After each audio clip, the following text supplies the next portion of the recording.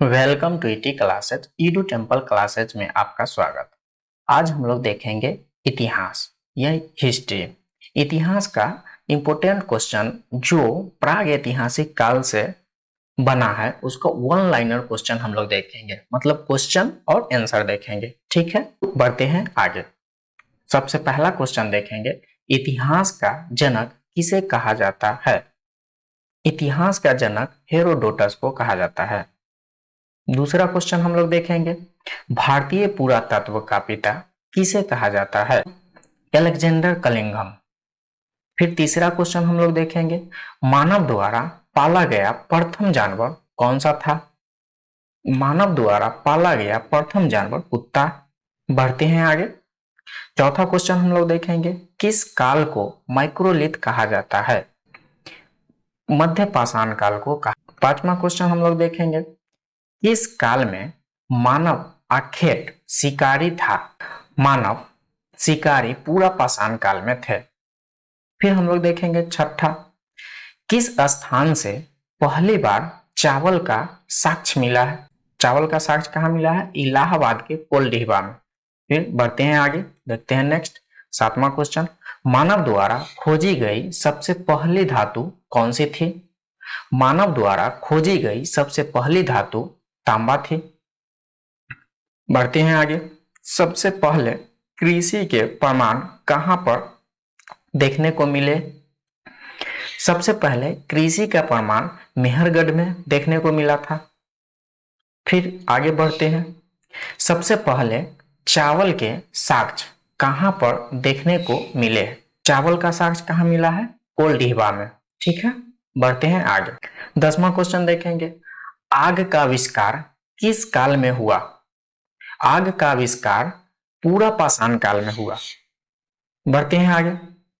11 number, पहिए का आविष्कार किस काल में हुआ? पहिए का आविष्कार नव पाषाण काल में हुआ। भीमबेटका की गुफा किस लिए प्रसिद्ध है? भीमबेटका की गुफा गुफाओं के शैल चित्र के लिए प्रसिद्ध है।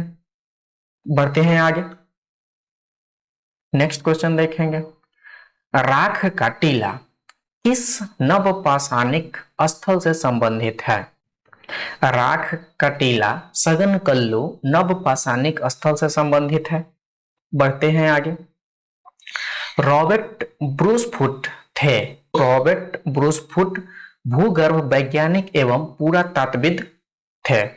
ठीक है, बढ़ते हैं आगे। हड्डी से निर्मित आभूषण भारत में मध्य पाषाण काल के संदर्भ में प्राप्त हुआ है। कहां पे हुआ है? महदाहा से। ठीक है, बढ़ते हैं आगे। किसको चालकोलिथिक युग भी कहा जाता है? चालकोलिथिक युग ताम्रपाषाण युग को कहा जाता है। बढ़ते हैं आगे हम लोग। कॉपरहेगन संग्रहालय की सामग्री से पाषाण, कांस्य और लोहा युग का त्रियुगीय विभाजन किया था। कौन किए थे? थॉमसन ने। ठीक है, बढ़ते हैं आगे। एक ही कब्र से 3 मानव कंकाल निकाले हैं, तो देखेंगे दमदमा से। ठीक है, बढ़ते हैं आगे। देखते हैं अगला क्वेश्चन, भीमबेटका की गुफाएं कहां स्थित है? कहां पे है? अब्दुल्लागंज, रायसेन। बढ़ते हैं आगे। भारतीय पुरातत्व सर्वेक्षण किस मंत्रालय के अधीन है? किस मंत्रालय के अधीन है? संस्कृति। ठीक है, बढ़ते हैं आगे। राष्ट्रीय मानव संग्रहालय कहां पर है? देखेंगे भोपाल में। कहां पे है? भोपाल। भोपाल का है? मध्य प्रदेश। बढ़ते हैं आगे। नेक्स्ट, गैरिक मृदभांड पात्र का नामकरण हुआ था। कहां हुआ था? हस्तिनापुर में। ठीक है, बढ़ते हैं आगे। उत्खनित प्रमाणों के अनुसार पशुपालन का प्रारंभ हुआ था। किस काल में हुआ था? मध्य पाषाण काल में। मध्य पाषाणिक प्रसंग से पशुपालन के प्रमाण जहां मिले हैं वह स्थान है आदमगढ़। कौन सा है? आदमगढ़। देखते हैं आगे। खदानों की कृषि सर्वप्रथम प्रारंभ हुई थी? खदानों की कृषि नवपाषाण काल में। ठीक है, किस काल में? नवपाषाण काल में। बढ़ते हैं आगे। भारत में मानव का सर्वप्रथम साक्ष्य कहाँ मिलता है? बढ़ते हैं आगे। नर्मदा घाटी। कहां पे मिला है? नर्मदा घाटी। मानव द्वारा सर्वप्रथम प्रयुक्त अनाज था, कौन सा था? जौ। बढ़ते हैं आगे। अगला क्वेश्चन देखेंगे। भारतीय उपमहाद्वीप में कृषि के प्राचीनतम साक्ष्य प्राप्त हुए हैं, कहां से हुआ है? लहुरा देव से। बढ़ते हैं आगे। किस एक पूरा स्थल से पाषाण संस्कृति से लेकर हड़प्पा सभ्यता तक के सांस्कृतिक अवशेष प्राप्त हुए? कहां पे हुए? मेहरगढ़। नवादा टोली का उत्खनन किसने किया था? कौन किया था? HD संकालिया ने। ठीक है, बढ़ते हैं आगे। नवादा टोली किस राज्य में अवस्थित है? नवादा टोली मध्य प्रदेश में अवस्थित है। बढ़ते हैं आगे। किस स्थान पर मानव के साथ कुत्ते को दफनाए जाने का साक्ष्य मिला है? बुर्ज होम में। गर्त आवास के साक्ष्य प्राप्त हुए हैं, कहां हुआ है? बुर्ज होम से। बढ़ते हैं आगे। विंध्य क्षेत्र के किस शिलाश्रय से सर्वाधिक मानव कंकाल मिले हैं? किससे है? लेखहिया से। ठीक है, बढ़ते हैं आगे। पाषाण कालीन सभ्यता तथा संस्कृति का अन्वेषण 1862 ईस्वी में सर्वप्रथम किसने किया? ब्रूस फुट ने। किसने किया था? ब्रूस फुट ने। भारतीय प्रागैतिहासिक का पिता कहा जाता है, किसको कहा जाता है? रॉबर्ट ब्रूस फुट को। किसको? रॉबर्ट ब्रूस फुट को। तो बढ़ते हैं आगे। देखते हैं अगला क्वेश्चन। पूरा पाषाण काल को किस अन्य नाम से भी जाना जाता है? पूरा पाषाण काल को आखेट युग के नाम से भी जाना जाता है। बढ़ेंगे आगे। बैल और हल की सहायता से कृषि कार्य की शुरुआत किस काल में हुई? नवपाषाण काल में।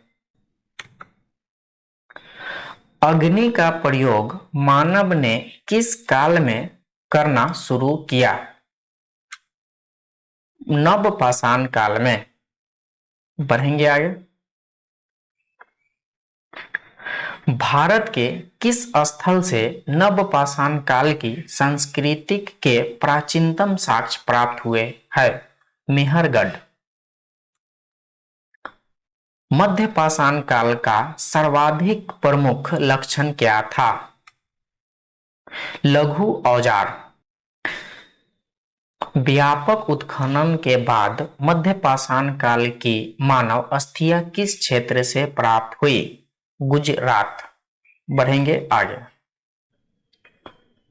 स्वावधान की दाह संस्कार की प्रक्रिया किस कालखंड में शुरू हुई? मध्यपाषाण काल।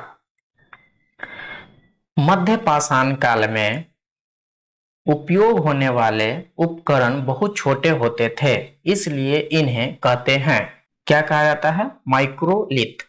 बढ़ते हैं आगे।